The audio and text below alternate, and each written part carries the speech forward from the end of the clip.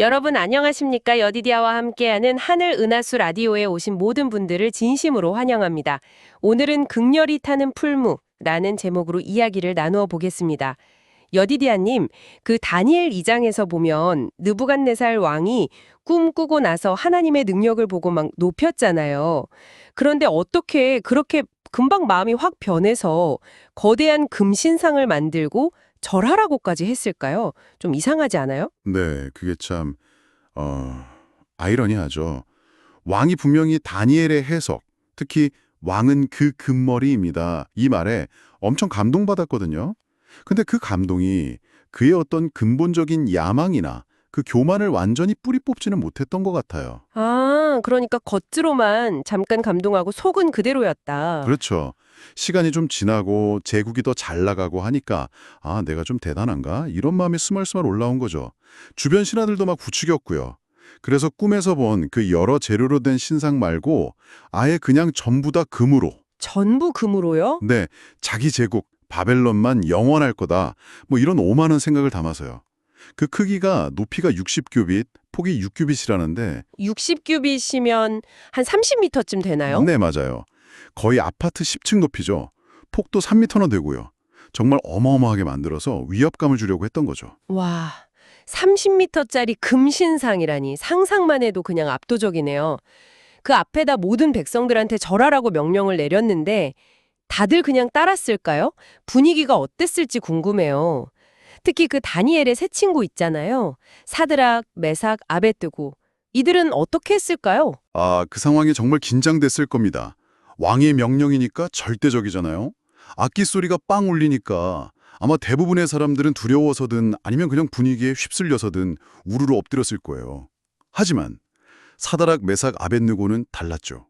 이 사람들은 오직 하나님만 섬기기로 이미 마음을 딱 정했거든요. 그래서 절을 안 했군요. 네, 절대로 안 했죠. 그러니까 당연히 왕의 눈에 딱 띈 거죠. 그 고관들 중 일부가 또 고발을 했고요. 왕이 엄청나게 화를 냈습니다. 처음에 뭐 한 번 더 기회를 주려는 건지 어쩐지 모르겠지만 다시 물었어요. 그래도 절 안 하니까 막 내 신상에 절 안 하면 당장 저 극렬히 타는 풀무 그냥 다 녹여버리는 용광로에 던져놓겠다. 헐, 용광로요. 네. 그러면서 어떤 신이 너희를 내 손에서 건져낼 수 있겠냐 이러면서 하나님까지 모독하는 말을 막 했죠. 이야, 진짜 왕의 분노가 하늘에 찔렀네요. 근데 그 앞에서 세 친구가 전혀 흔들리지 않았다고요? 그 대답이 정말 유명하잖아요. 맞아요. 그 대답은 정말 시대를 초월하는 미림의 고백이죠. 왕이여, 우리가 이 일에 대해서는 왕한테 뭐라 변명할 필요도 없습니다. 딱 이렇게 시작해요. 만약 우리가 섬기는 우리 하나님이 살아계시다면 우리를 저 맹렬히 타는 풀무불 속에서도 능히 건져내실 거고 왕의 손에서도 건져내실 겁니다. 와, 여기까지도 대단하죠. 네, 믿음이 정말 대단한데요. 근데 여기서 끝이 아니에요. 그 다음 말이 진짜 핵심입니다. 그렇게 하지 아니하실지라도. 아, 그리 아니하실지라도. 네, 설령 하나님이 우리를 구해주시지 않는다 해도 왕이여, 우리는 왕의 신들을 섬기지도 않을 거고 왕이 세우신 금신상에게 절대로 절하지 않을 줄 아세요. 이렇게 딱 잘라 말하죠.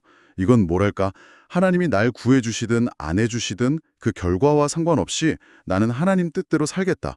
이런 절대적인 신뢰와 충성을 보여주는 거예요. 그리 아니하실지라도. 와, 정말 들을 때마다 가슴이 뭉클해지는 고백입니다. 결국 그들은 풀무불에 던져졌는데 그 안에서 어떤 일이 있었나요? 하나님이 정말 개입하셨어요. 네, 왕이 너무 화가 나서 평소보다 불을 7배나 더 뜨겁게 하라고 명령했어요. 얼마나 뜨거웠는지 그 세 사람을 꽁꽁 묶어서 던져 넣었던 군인들이 불길에 타 죽을 정도였대요. 헉, 던지던 사람들이요? 네. 그런데 왕이랑 신하들이 풀무 속을 이렇게 들여다보는데 정말 믿을 수 없는 광경이 펼쳐진 거죠. 분명히 3명을 결박해서 던졌는데 풀무 속에서 4사람이 멀쩡히 걸어다니고 있는 거예요. 그것도 결박이 풀린 채로요. 네 사람이요? 한 명은 누구죠? 왕이 너무 놀라서 소리쳤죠. 아니, 내가 분명히 3사람을 묶어서 던지지 않았냐? 근데 왜 4사람이 불 가운데 거닐고 있냐? 저 넷째의 모습은 꼭 신들의 아들과 같구나. 이렇게요. 불꽃이 그 3사람을 전혀 해치지 못한 거예요. 이건 정말 하나님께서 불의 힘까지도 다스리시는 분이고 또 약속하신 대로 이사야 43년 2절에 보면 당신 백성과 함께 하시고 보호하신다는 걸 그냥 눈앞에서 보여주신 거죠. 와, 진짜 영화 같은 장면이네요. 이걸 본 느부갓네살 왕은 반응이 어땠어요? 정신이 번쩍 들었겠는데요? 그럼요. 완전히 충격받고 또 두려움과 경외감을 느꼈겠죠. 그래서 풀무 가까이 막 다가가서 지극히 높으신 하나님의 종 사드락 메삭 아벳느고야 이리 나와라 이렇게 불렀어요. 그들이 걸어 나오는데 보니까 머리카락 하나 그을리지 않았고 옷에서 불탄 냄새조차 나지 않았던 거예요. 와, 냄새도 안 났다고요? 네. 그러자 왕이 하나님을 막 찬송하면서 사드락과 메삭과 아벳느고의 하나님 말고는 이렇게 사람을 구원할 다른 신이 없다 이렇게 선포했어요. 그리고 함부로 이 하나님을 욕하는 자는 벌을 내리겠다는 조서까지 내렸죠. 왕이 하나님을 인정하게 된 건 좋은데, 근데 백성들한테 이 하나님 욕하면 벌 준다 이렇게 강요하는 건 좀 그렇지 않나요? 하나님은 그런 분이 아니실 텐데. 아, 정확하게 보셨어요. 그게 바로 세상 군주로서의 한계죠. 왕이 자기 경험을 통해서 하나님을 높인 건 좋은 일이에요. 그런데 그걸 법으로 만들어서 모든 백성에게 똑같이 믿으라고 강요하는 것. 이건 사실 하나님의 방식을 오해한 거죠. 하나님은 그렇게 강제로 믿게 하시는 분이 아니잖아요. 각 사람이 스스로 마음에서 우러나서 자유로운 선택으로 사랑하고 믿음으로 섬기기를 원하시죠. 그 자유의지를 굉장히 존중하시는 분이니까요. 그렇군요. 이 모든 이야기를 통해서 우리가 오늘날 붙잡아야 할 교훈은 뭘까요? 네. 이 사건은 오늘 우리에게 정말 중요한 메시지를 던져줍니다. 첫째는 하나님의 능력은 세상의 그 어떤 권세나 위협보다 훨씬 강하다는 것. 이걸 잊지 말아야 해요. 둘째는 어떤 상황 속에서도 심지어 그리 아니하실지라도의 상황이 온다 해도 하나님을 끝까지 신뢰하고 그분의 말씀에 순종하는 것. 그것이 진짜 믿음이라는 걸 보여줍니다. 그리고 마지막으로 세상의 압력이나 불의 앞에서 타협하지 않고 믿음을 지킬 때 하나님께서는 반드시 우리와 함께 하시고 놀라운 방법으로 우리를 도우신다는 약속이죠. 특히 마지막 시대를 살아가는 우리에게는요, 세상의 명령과 하나님의 명령 사이에서 고민될 때가 분명히 올 텐데 그때 이 세 친구처럼 용기 있게 옳은 것을 선택해야 한다는 것. 그리고 그럴 때 하나님께서 반드시 지켜주실 거라는 큰 위로와 확신을 주는 이야기입니다. 정말 우리의 삶에도 예기치 않게 극렬히 타는 풀무 같은 그런 시련이 닥쳐올 때가 있잖아요.